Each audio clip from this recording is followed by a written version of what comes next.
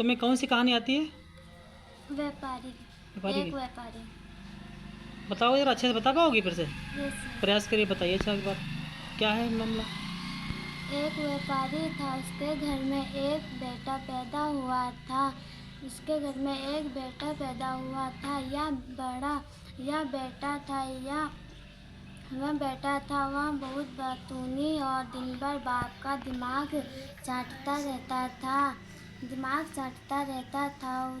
जब बाप के साथ रोजाना दुकान जाता था, वह कुछ न कुछ सवाल जरूर पूछता रहता था। उसका बाप बड़ा इतने शांति भाव से उसके हर एक सवाल का जवाब देता था। कभी नहीं अपने बेटे को कभी नहीं डांटा, ना कभी चीखा, और ना ही हमेशा वह करता था जो उसके लाडले बेटा चाहता था।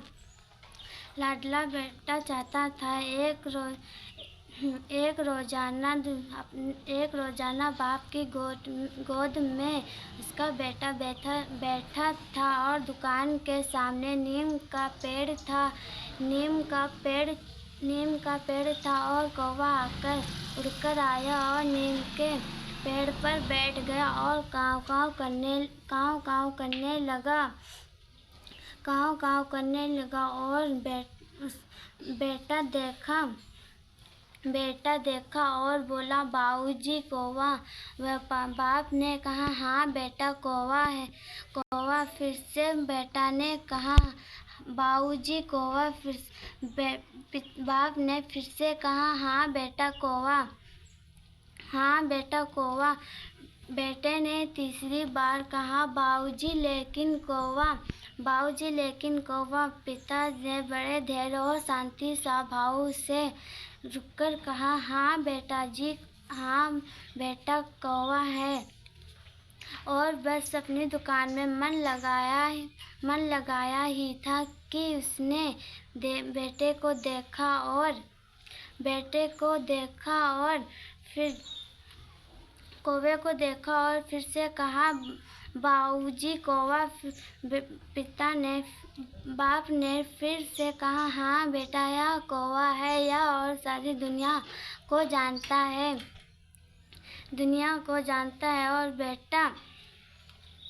और बेटा रुककर थक गया और बैठ गया और उसका बेटा बाप ने फिर पत्र में लिखा था, 100 बार में लिखा था और वह वही लिखकर अपने बॉक्स में बंद कर संभाल कर रख दिया। और उस बात को कई साल गुजर गए थे। बाप बूढ़ा हो चुका था, लेकिन अब दिमागी लाल 30 साल का हो चुका था। बाप ने लाठी के सहारे वह अपने दुकान में गया और बिछी चादर पर बैठ गया और बैठा ही था, उसका सेठ दिमागी लाल बेटा वहां पहुंच गया और उसने कहा, बाप पिताजी तुम्हारा कोई काम नहीं था तो फिर यहाँ तुम क्यों आए हो? लेकिन बाबूजी ने कहा, कुछ नहीं बेटा, सिर्फ देखने आया था। और कुछ देर बाद खिड़की पर कौवा आया और काव काव करने लगा। बाबूजी ने कहा, बेटा कौवा। फिर सेठ दिमागी लाल ने कहा, हाँ बाबूजी कौवा। फिर से बाप ने कहा, बेटा कौवा। फिर से सेठ दिमागी लाल ने तिलमिलाकर होकर कहा, हाँ बाबूजी कौवा।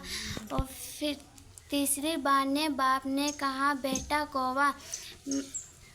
फिर दिमागी लाल गुस्सा से कहा, हाँ बाबूजी कौवा, यह सारी दुनिया को जानता है।